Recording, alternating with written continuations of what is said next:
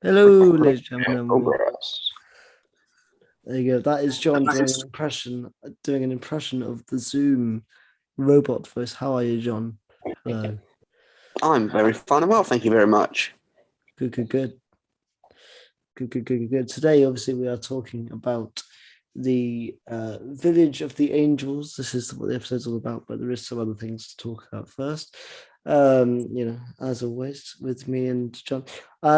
You may have noticed that this time around there was no Survivor Series WWE coverage on the podcast whatsoever, and I'll tell you why. Because there were some questions as to why. Because normally we do the Big Four, and I said I was going to do the Big Four, but this year it felt more like the Big Three.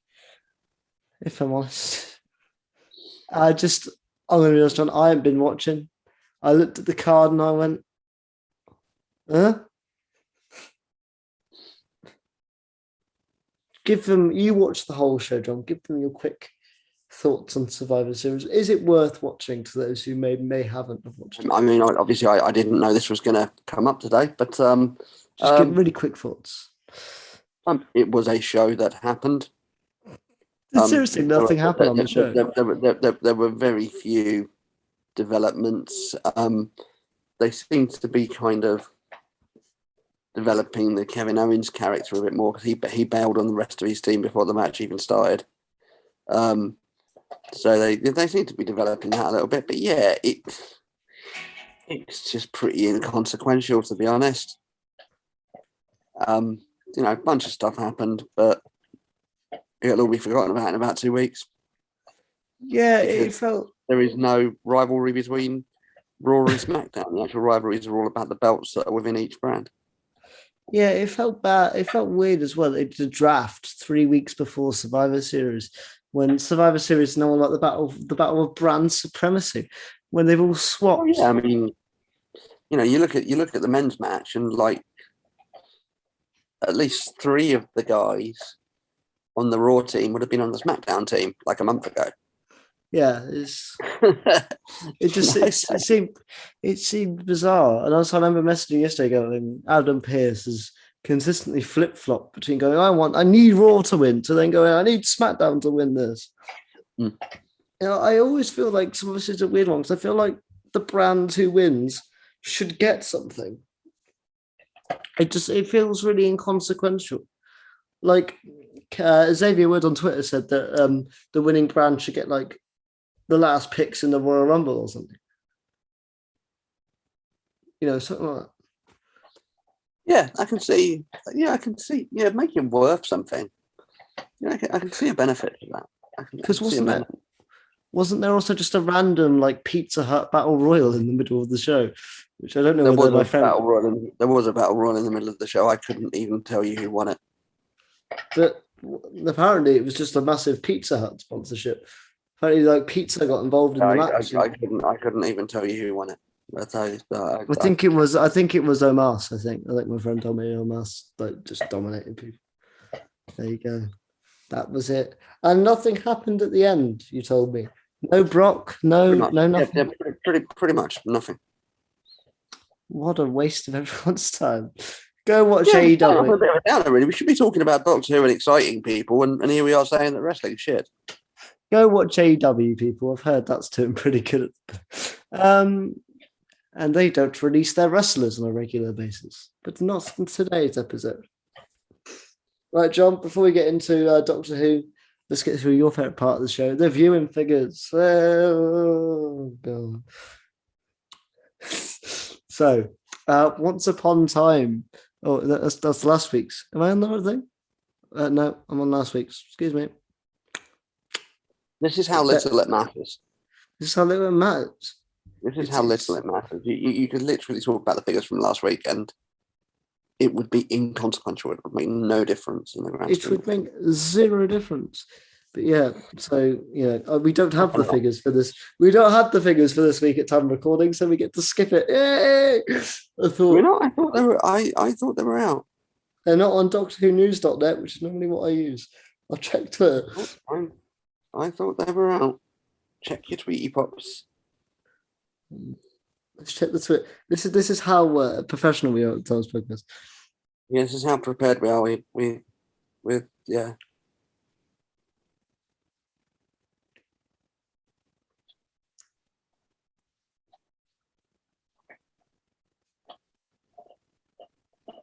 Let's have a look. Let's have a look. Okay, so yeah, we do. So it was on the overnights, it was watched by 3.45 million viewers. That is down 100K from last week. Oh no, the show is going. And then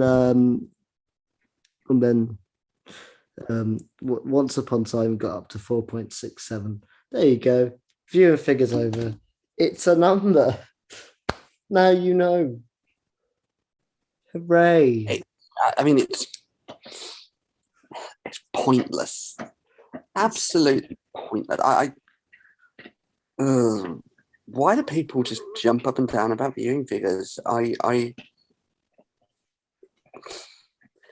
question is whether the show's any good, and if you need to know how many people watched it to know whether it's any good or not, then you're clearly not concentrating enough. Exactly. But speaking of, if the show's any good or not, should we just jump straight into some angels? Yeah, I think we better.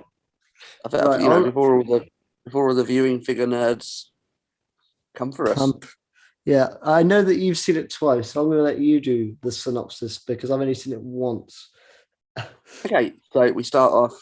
The angels have the TARDIS, and the Doctor, through a very clever thing that I didn't really understand, touched two wires together, which kind of ejected the angels from the TARDIS and then took them down into this spooky little village. We know it's a spooky little village because it has a graveyard, despite the fact that pretty much every village has a graveyard. So therefore, every village would be spooky. And they are searching for a missing child. So upon landing, this old couple are trying to use the TARDIS telephone, which I thought was a lovely little joke, because they're searching for a missing 10-year-old. As well as the search for this missing child, there is the vicar walking around the graveyard and generally being hassled by an old woman who tells him to count the gravestones. And he tells her, there are 92. I know there are 92. There are always 92. And she says, count them. And guess what? There are 93. And then he gets zapped by an angel.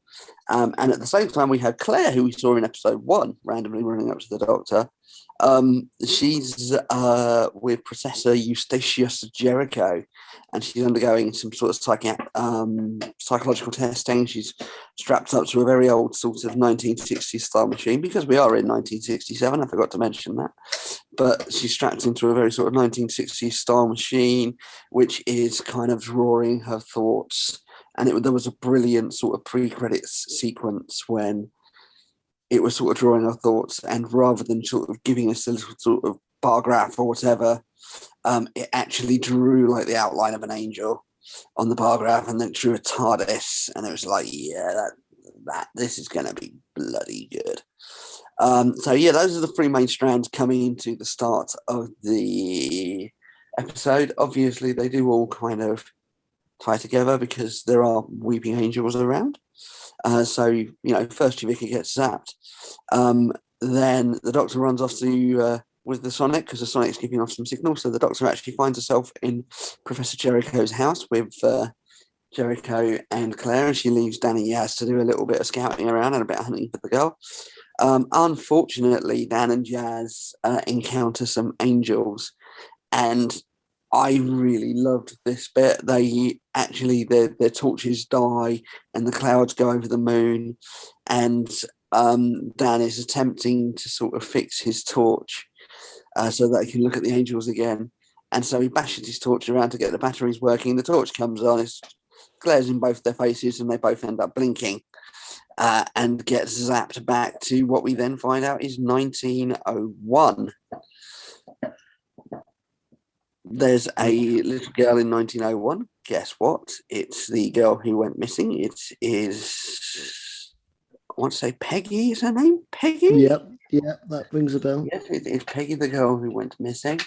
Meanwhile, the angels are holding siege to Professor Jericho's house.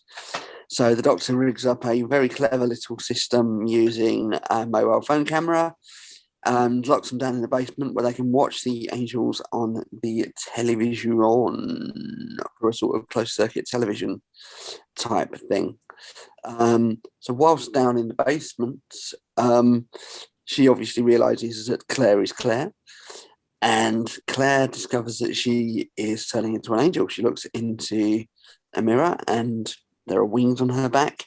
There's also dust coming out of her eyes that she kind of brushes away so the doctor doesn't see it. Eventually, she fesses up to the doctor that, yes, she thinks she's an angel. And so the doctor goes into Claire's mind. And whilst in there, guess what? There is an angel. Claire has been possessed by an angel through her premonitions of angels. The angels have now possessed her. And we find out through the doctor's meeting with the angel in Claire's mind that all of the angels are in fact an extraction squad. They are hunting down this rogue angel in an attempt to sort of bring them back for crimes still yet to be disclosed, but we will probably find out by the end of the episode, will we not? Let's find out. Right. So back in 1901, Dan the Man and Yaz find out that Peggy is Peggy, and that obviously she's been zapped back 66 years by the angels. The old couple who were looking for her then also get zapped back 66 years because they encounter an angel as well, and because they're quite old and stubborn, they both come afoul of the angels and get zapped backwards. And then they encounter the angels again in 1901 alongside Dan and Yaz, where they find that on the border of the village is just empty blank space. There's it's like just the village is there, and then on the other side of this little barrier, there's just space and stars. So the angels catch the old couple again, and this time they turn them to stone and kill them. All very, very spooky. So back in Jericho's house, there's bound to be stuff I'm forgetting, but it doesn't matter. That's fine, mate. It's fine. Back in Jericho's house, he is getting more and more agitated because the angels are getting closer and closer and kind of disappearing. So he interrupts the doctor's sort of mind meld with Claire by throwing a cup at her. In the run up to this, there were also some rather fabulous little bits, like a sketch of an angel came to life, and the doctor then set light to it, so we got to see a flaming angel. And the angel was coming towards the television again. There's lots of very good, scary angel-related stuff. So the doctor eventually looks at the plans that are up on the wall that Professor Jericho apparently has never looked at in his entire life, and sees that they're not trapped in the basement. There is a tunnel. So the doctor breaks through the walls. They go into the tunnel, and the walls of the tunnel are kind of full of pictures of angels. Lots more angels start appearing. And in the process of going through this tunnel, Jericho himself gets blasted back to 1901 with Dan and Yaz. They don't tell him that initially. He finds out as part of the final denouement in rather a sort of matter-of-fact way. And we end up with the doctor and Claire essentially being chased by angels through the tunnel. So back to 1901, where we now have Yaz, Dan, Peggy, and Jericho. And on the other side of the kind of Space Force field, we now have the village in 1967 and the old woman. And shock horror, guess what? Never saw this coming in my life, he says, winking. The old woman is indeed Peggy. It's a little girl. She's had to live through the rest of her days and still be in the village. And we then get to our final scene, which is kind of a confrontation. The doctor realizes that the angels aren't chasing her anymore. The doctor then says, look, I can negotiate a deal. I can try to give you back the rogue angel that you're looking for. And Claire basically says, with the voice of the angel, well, thanks very much, but we've negotiated another deal. And the Angels are a division extraction squad, and we've decided they're not coming for me, they're coming for you. The village has been quantum. What was the second word? I cannot for the life of me remember. Extraction, I think. Quantum extracted and taken out of time and space. And yeah, thanks for putting me on the spot with this, like the most complicated bloody episode ever. Wait, you've done a very good job, actually. Cheers. So yeah, the village has been quantum extracted. The Angels have decided they're coming for the Doctor, and in my view, what is the best cliffhanger going? The Doctor is angelified. We see the Doctor actually turn to stone, grow wings, turn into an angel with her hands over her face. Very reminiscent of the Time Lords in The End of Time, where we see them sort of adopt the angel's pose. Now, while all this is going on, and it's a lot to be going on, we've also been getting intercut scenes with Belle, who, on her travels, still looking for Vinda, runs into Neil from the In-Betweeners, who doesn't have Lego up his bum in this particular instance. That we know of. But he's that we know. I mean, if we see him walk, and I think we'd know if he did. But yeah, he's a sort of friendly, helpful chap. He seems to be on a kind of refugee planet where they're helping people to get off. And he said, "Yeah, come with me, and we'll escape. We'll find a way off." And of course, when they go to the kind of place where the ship's going to land and take them away, it turns out that it's not a risky mission at all. It's Azure, and that the escape plan is passenger. And so Belle kind of says to Neil from the In-Betweeners, mate, that's not an escape ship, that's a prison. And so she drags him away, and everybody else on the planet is extracted into passenger. He initially isn't very happy about it, but eventually kind of comes around to realizing that he's probably had a bit of a close shave and a good escape. And so, all of this has been going on, and then she goes off on her travels in a Lupari ship, which she has obtained. Let's see if that becomes significant over the next couple of episodes. I suspect it might. And so then, once the Doctor is turned to an angel, we roll to credits, except what's happening. The music's a bit funky. It's not got the kind of do-do-do-doom bass to it. It's all a bit strange and weird. And for the first time in 58 years, we get a Doctor Who mid-credit scene. The credits kind of flux away. They kind of melt away. We then see Vinda land on the planet and approach Neil from the Young One. No, not Neil from the Young Ones. Neil from the In-Betweeners. Neil from the Young Ones was somebody completely different. Approach Neil from the In-Betweeners. Says, "Have you seen this woman?" And he goes, "Yeah, mate, she was here, but it was a fair while ago. I lost track of time, but she left that thing over there on the wall for you." And there's a hologram message for Belle to Vinda, which is basically saying, "Where the bloody have you been? Come and find me." And it's all very sweet and romantic. And then we go back to credits, and we get an awesome Next Time trailer at the end.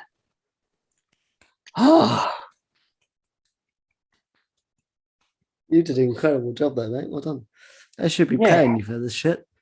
Nice job. It's a good job. I've watched it twice. Yeah, and absolutely. there's bound to be stuff that I've forgotten in there, but it's as we'll come on to it. It is a wonderfully rammed episode with lots in there that's significant and a lot of richness, and it all blends together beautifully.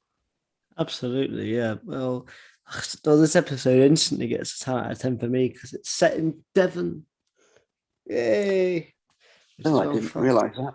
Which is where I'm from. Yeah, when Yowsley, I think when the Doctor leaves the TARDIS, she goes, 1960s, Devon. I'm like, hey! So I was happy. If you don't know, Devon's where I'm from. But I thought this was phenomenal, mate. I watched it and I thought, again, we chatted last week about how consistent Flux has been, and somehow I didn't think we could get more consistent. But I think this has just nudged this for me as the best of the series. which is saying a lot when you look at the rest of the series has already delivered, to be honest. Yeah. I think this is the best the Angels have been, for me at least. I think the decisions Chibnall and Maxine Olston made, because this was a co-written episode, the only one of Flux, and I think that those decisions they made the Angels the most scary they've been. Some really innovative stuff with the Angels, like you said, with the pace of paper, the Fire Angel, the TV Angel, because like even though we had that in previous episodes like Flesh and Soul, we didn't get it in that visualization sense. So we knew that the Angel like transported to the TV. In this, we actually see the transitions of that. So there's a half Angel, which is sort of like pixelated and stuff coming to the TV, which we saw in the next time trailer, but still incredibly more scary here. Yeah, I just think overall this is I wouldn't call it a beautiful episode because actually a lot of it's quite dingy, but it's really well shot as well. It looks incredible. Just a fundamentally brilliant episode of Doctor Who.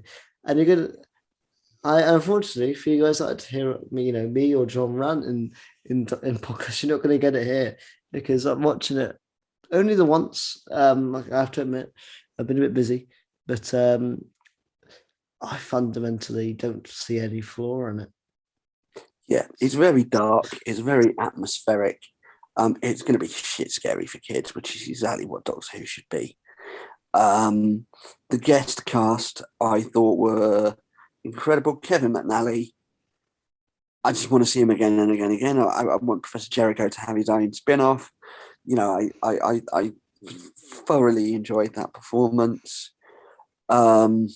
Blake Harrison did a job, to be honest. It's he's never going to entirely get away from being Neil from the In-Betweeners, but it wasn't as in your face, for example, as James Buckley was in Ultron 55, certainly.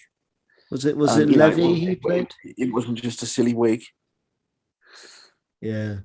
Sorry, No, mate? overall, I said I think it was. I can't remember. I'm trying to think what James Buckley's character was. Was it Levy? I think was his name. Yeah, pass. Twat with But green yeah, hair. let's talk about James Buckley. No, not James Buckley. Blake Harrison, because that's the only criticism I've seen on Twitter is that he was wasted. And you know what? I think that's up to you as what you expected from Blake Harrison. No, but I because to me, right, I'm a fan of The In-Betweeners. I love the show. I think it's one of the best British comedies ever. I think it perfectly captures what it's like to be a teenager. But I thought he did his job fine. I thought it was. Yeah, I don't know what people expect to see him do in a family television show. He's not going to turn up and be Neil from the In-Betweeners and talk about fingering girls, sticking stuff up his bum. Yeah. And the various think jokes that they make about his dad's sexuality in Doctor Who. That's not going to happen. He's an actor to do a role. He played the role rather well. It was limited. But it was fine. He was there to be relatable, and he was very relatable, I felt. Yeah. And he kind of did a job. I really don't know what more people were expecting. I mean, it's kind of the same with James Buckley, because people said James Buckley was underused when he was in it, and it's like, well, what are you expecting him to do? Start bullshitting and telling tall tales about pulling supermodels in nightclubs, like in the middle of Doctor Who. Start talking about clunge and whatnot. Yeah. I don't. It's like it's a bit kind of. Yeah, I think because so many people have grown up with In-Betweeners, are so used to those actors in those roles. I guess they kind of they whenever they see they're going to be in something, it's like, oh wow, that's going to be brilliant, and then they don't kind of realise that actually their shtick from being in the In-Betweeners isn't something that's going to happen in Doctor Who. Yeah, absolutely. I'm entirely with you there. And overall, because that's the only thing I've seen. I've seen a lot of people going, "Oh, they really are wasting between us." I also, let's be honest. I don't, they've done a bit, Blake Harrison's a bit more than James Buckley, I'll give you that. But in terms of actors, yeah, they're solid, but are they the best actors out there? I wouldn't say so, but I wouldn't, but then again, though, I think what more could a Blake Harrison's character done within the story? I don't. Yeah. I feel like he served his purpose rather well as this sort of vision, point of vision for this planet.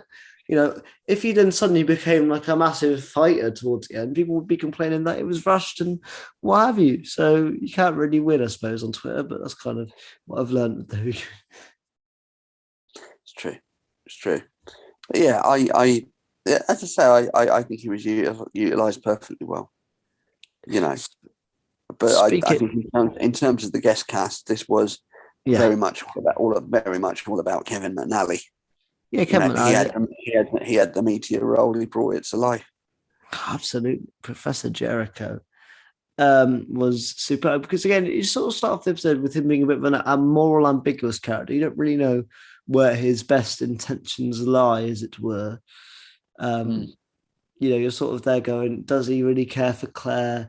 Is he actually just, what is he a character? Yeah, but then you find out a little bit more about his military history, and he mentions that he was one of the first. He was one of the first Allied soldiers to go into Belsen and stuff like that, and then you kind of realize actually this is a guy that's seen stuff. This is a guy that's seen the evil that man can do, and it's clearly kind of fundamentally changed him. And brilliantly, that's something that the angels play upon as well. The angels are kind of taunting him at some point with his choice of lifestyle, with the fact that he's never had children or sort of things like that. It's wonderfully drawn character and brilliantly portrayed. Absolutely. Very complex. Yeah, and overall as well, I think he's brilliant because he has really good chemistry with both Claire and the Doctor. They're very different relationships he has with each of the characters. With the Doctor, he sort of sees the Doctor as an opportunity to learn, but with Claire, you actually realize he has got this sort of caring relationship, and he does does want to care for her and dig deep into what's going on because. Like you said, we do find out that, he's been alone ever since that sort of stuff. He's not had the chance to, be with anyone. And so that's why he is interested in digging into people's heads and that, because, he's too scared to kind of face his own insecurities. Yeah. He's seen the evil that man can do. And so understanding the human mind is something that is very important to him. Absolutely. I think that's wonderfully done. And, it's something that it's a sign of where we are this season as opposed to maybe in series 11 or 12. A couple of series ago, Chibnall would have expositioned the fuck out of that. And it would have, the Doctor would have been like, oh, you're a psychologist because you've seen all of these wonderful things, and so you want to understand how the mind works and why people do bad things. And we don't get that explained to us in this series. We just allowed to draw our own conclusions. Absolutely. Yeah, I think he's brilliant. Obviously, we get that amazing "I'm not blinking" scene after the angel taunts him using his own voice. Yeah, we get a lot of Flesh and Stone things going back, the dust in the eye, the use of the voice. Even though I wasn't aware that the angels could use someone living its voice, which is interesting. I didn't know they could just take anybody. I thought that they would have to be captured first. That's an interesting power that makes the angels even more powerful. I think that's the wonderful of the angels, is you can give them any power you like because they're essentially, we don't really know what they are as such because they're not actually stone statues, are they? We don't really know what they are. So you can sort of do whatever you want with them and it works. Yeah, I mean, effectively in terms of major villains, we're 4 stories in. And so actually their canon and their story is still very much being built. When you look at, say, classic Who and what they did with the Cybermen, they added a new way to kill the Cybermen every bloody time they were on screen, to the point where we ended up with a dozen different ways you could kill a Cyberman. We're not seeing that here with the Angels. It's just this very slow burn development of their characters. I suspect we'll learn more over the next couple of weeks, because there are certainly now some hints towards their origins. We know that they're that they have worked for the Division, etc. in the past. So there's some linkage there with Time Lords that I think we might see explored. Yep. But yeah, they just work as a character, because you can keep throwing these things up, and like the idea last night with the angel manifesting from the paper, and so the Doctor burns the paper, and you get a flaming angel. It makes sense. You can't sit there and go, "Oh yeah, that'd never happen," because it doesn't contradict anything canonically. And actually, you can see exactly how that would happen. It's what with an angel there, and you've set light to the paper, which was the source of the angel. So you've set light to the angel. Yep. Yeah, absolutely. I think it's wonderful. I think overall as well, I love the facts. I love the shots. Like I said, I've been a fan of the new Angel faces. I just people haven't, because of the show many times now. But I really love the opening shots where you saw the Angel piloting the TARDIS. Every time it's a different facial expression. Because before we wouldn't get that with the Angels. They'd be quite similar faces. So it would always be them smiling or smirking, whereas they're more expressive. And within those scenes, it's so much better, I thought, for those moments we get. Before we talk about the conclusion stuff, let's talk about some of the other stuff. So Yaz and Dan, I like the fact that we paired them up this episode, because this is obviously, we don't know how much time we got with Dan. I don't know whether he's sticking around for the specials, whether he's out after Flux.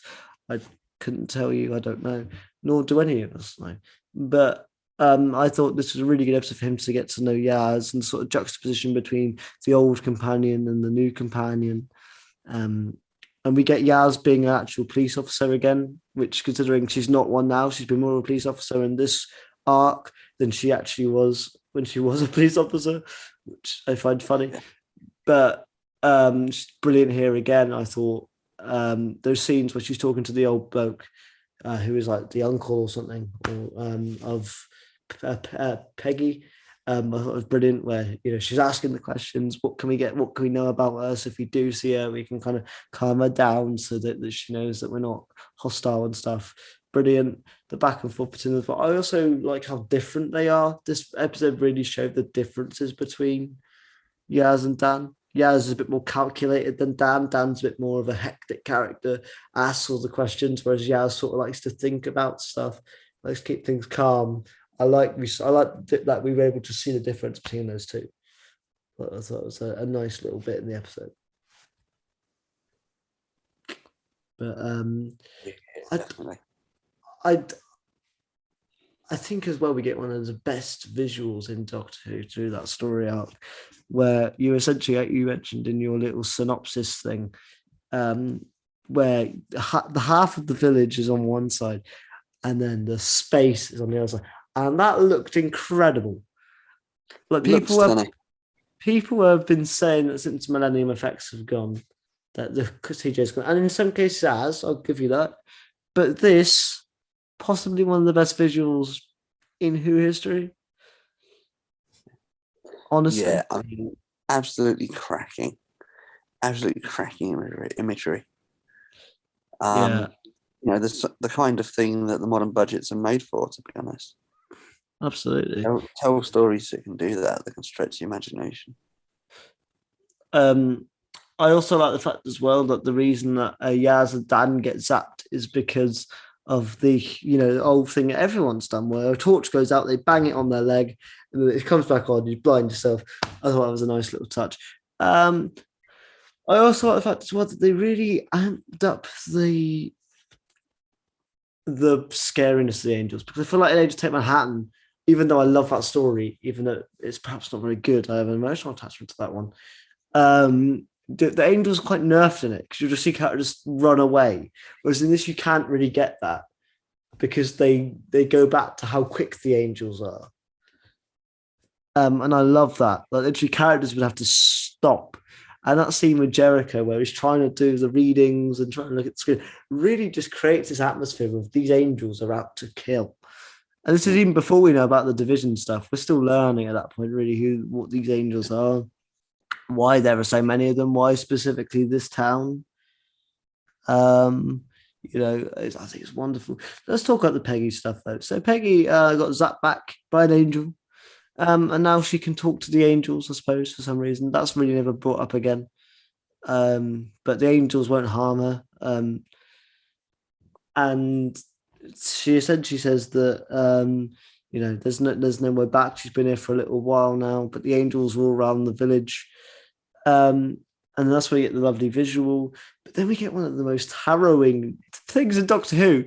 So the auntie and uncle of Peggy also get zapped back. And to say they come into the town and they walk up to the angel and they just die. They just turn to stone and crack. It's rather impeccable and a freaky visual. What did you think when you saw that, John? Yeah, it is a very creepy visual, and it works very effectively, I think.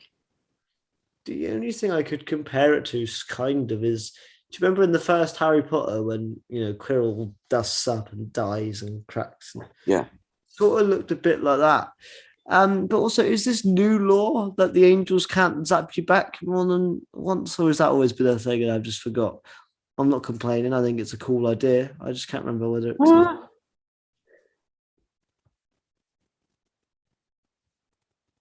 I don't think it's ever been specifically mentioned before. But given that they may zap you back and feed off of the wasted days, they wouldn't be zapping you sort of further back. No. That makes sense. Yeah, we'll talk about the Bell stuff now before we go into the really heavy division Flux sort of stuff. I suppose the Bell stuff was more the Flux stuff. The Angel side was more the overarching 13th Doctor thing. Because like you, John, I also think that the division stuff won't be wrapped up until the centenary properly. But yeah, we get a bit of Flux stuff here with good old Bell. She's still on form. I still love her. I think she's brilliant. She lands on this, like you said, she explained it really well. Not much of it here, like you said. I think this is more the Chibnall side of the story, obviously, because we don't know how much Maxine had to do with us, but we can only guess. And like you said, as a rough guess, I would say it looks like Chibs wrote the Bell stuff, and the rest of this is down to Maxine. Yeah, I would agree. I think overall it was a nice little side plot. I think again, like I said to you last week, I like the fact that the Bell character's existence to show the effects of the Flux, because without her, we would never get that, and it would just be through dialogue about people going, "Time is dying, Doctor." So I like the fact that whenever we're with Bell, we go to different places, different planets, and see the effects of what people are doing. And I really enjoyed that. I also think as well the fact that Azure's plan is to literally get rid of everyone that's actually survived the Flux by putting them inside Passenger, and we see how desperate people are. It was just a nice little subplot to watch and sort of realize how shit things are at the minute in the Hooniverse. And overall it kind of sets her and Vinder up to meet again, which I guarantee will be either on Gallifrey or Atropos will be Gallifrey or something. Who knows? Yeah, something like that. But yeah, John, should we get into the heavy lore stuff of the episode, the fun stuff? Oh yes. So it's very clear early on that Claire is somehow either being possessed by an angel or is secretly an angel, because she's in her bathroom and wings appear, and then she's with the Doctor and she gets eye dust, similar to, I think it was Amy Pond in Flesh and Stone that had the same thing, if I'm not mistaken. So she had the eye dust. You get the angel arms and things. So the Doctor's like, right, I'm gonna have to go into your mind, and then we get this wonderful confrontation scene between an angel behind Claire, and I'm a big fan of that visual of the angel kind of stalking Claire and being behind her. It turns out that this angel has taken Claire hostage, as she, he said, she is that angel is a rogue angel, and they've had to leave the division, and they hold all the secrets to the Doctor's past and stuff. And the Doctor, obviously thinking about humanity, was like, "No, I won't stand for this. Get out of Claire." And the angel's like, "No, save me first from these angels. Are trying to kill me." And Doctor's like, "Oh God!" And then obviously that's when Kevin McNally wakes him up, and we essentially we get this really awesome tunnel sequence, which is possibly one of the best angel sequences ever. I think it's wonderful. You got angel, very similar again to Flesh and Stone. You got like angels in the walls that are a bit decrepit. You got different kinds of angels. You got them chasing, and then suddenly they stop, and you're going, well, "Why they stopped?" At this point, Kevin McNally's also been zapped back with Dan and Yaz as well. After, like I said, the brilliant "I'm not blinking" scene, and he holds out for as long as he can, but suddenly he can't do it no more. And then we head to the big finale, in which we're at a barrier point, and that's when, like John said, the big reveal that nobody saw coming. Peggy is actually the old lady that was like, "Oh no, it's happening again." And I think that was the only part of the episode where we were like, "Yeah, we've seen the angels before. This is not a new concept." But I think, again, knowing it doesn't make it a bad reveal. It just makes it obvious. I think it still works perfectly fine within the story. We get this lovely scene where the Doctor can see Yaz and Dan and Peggy, but obviously they can't walk through the barrier. And that's when we find out that in this massive bit of stone, there's like upwards of 40 angels, would you say, John? If not more. Something like that, yeah, a lot. And it turns out the reason they stopped chasing the Doctor is because they've struck a deal with the rogue angel, like you said, John. And it turns out that they're part of the division, and they've come to get the Doctor, and she has been recalled to the division. And then we get, possibly, like you said, the best cliffhanger in Who for a long time. Like you said, I think in terms of the internet, sorry, since Journey's End. No, Soul Love, sorry. That same story. But I see the Doctor, in a wonderful transition sequence, turns into a weeping angel. Incredible. Incredible stuff. Absolutely astounding stuff. Where do we go from here? Well, we sort of know with the next time trailer, but I mean, for the Doctor, I don't know. I can't wait to find out. Exactly. I'm the same. Obviously, we know that the Gaz and Dan and Jericho and all that, they're going to be stuck for a while. We sort of know where Peggy ends up, so I doubt she'll have to be sticking around for a bit, I suppose. But we know those guys will be sticking around. But going into next week, actually, do you want to give our number scores for this, or anything else that you haven't spoken about that you want to talk about?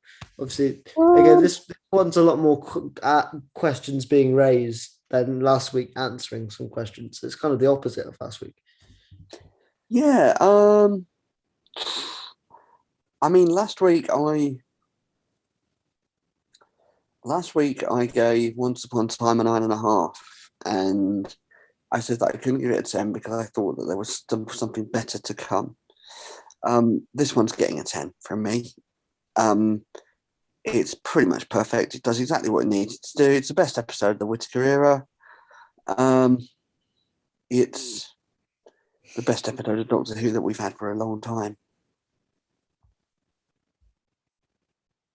Yeah, I'm sort of with you. I'm not going to go 10. I'm going to go 9.5. So it is still. Yeah, I think, again, I said this to you last night on Zoom. For an episode to get a 10 for me, it sort of has to go through that test of time. So when I rewatch it, once Flux is done, if I still feel the same, then it will get that 10. Like episodes like Vincent the Doctor, for example. You're saying that no new episode will ever get a 10 for you, from you? No, because 10 is like the best of the best. And I think I'm always wary of giving out 10s because when I first started the podcast, I gave a 10 to the Tavern's Children. It's amazing. It was a brilliant episode. Now I'd give it like a 7.5, maybe a 7. So I'm always wary of going like, oh, it's incredible. Obviously, this is much better than Tom's Children, definitely. But I don't want to go for that 10 just yet. And then maybe when I watch it, when I've got the Steelbook and I go, yeah, that was still just as good as I thought it could reach that 10 level. Because there's nothing wrong with it, like I said. Fair point. Yeah. And that's why this podcast is a lot shorter, because normally when there's things to complain about, you can really go into it. But when stuff's good, you just go, good. Yep, brilliant, great. More of this, please. And Yeah, that's how it is. That's literally it. But let's have some discussion about next week, I think, because obviously there's a few things in the trailer which is exciting. We see an Ood. Now there have been some murmurings that this could perhaps be I suppose a tie-in to Time Lord Victorious in a sense, and it's actually being Brian the Ood from that, and Time Fracture, I suppose, which links into Time Victorious. So I sort of said my own point. Anyway, yes, Brian the Ood. Your thoughts? If it is, it might just be an Ood. I mean, it's great to see the Ood back. I kind of hope that it is Brian, actually, because I think it will tie in very nicely with Time Lord Victorious. It's something that they could do relatively simply without having to go into too much backstory. Did you meet Brian when you did the Time Fracture experience? Did you get a chance to say hello? Yeah. I didn't meet him. And then, obviously sad times. But I won't go into that. For spoilers for people that still are going to plan to go to Time Fracture, which I think is reopening soon. So hooray! Hopefully it doesn't rain. But it's London, so it's not like we've got 3 or 4 months of that coming up. Jesus Christ. Also, as well, Carvanista's back, baby. Woo! Oh boy. We didn't get any of him we technically haven't got him for 2 weeks, unless you count a quick scene with him last week. And then as well, so that I think of things in the trailer, you see Dan and Yaz who have been like, we've been here for 3 years. So now obviously we're going to be a bit of a time jump with them again. So that's going to be interesting to see where their friendship has sort of developed. As well, I wonder what Kevin McNally's up to, Jericho, and even Peggy.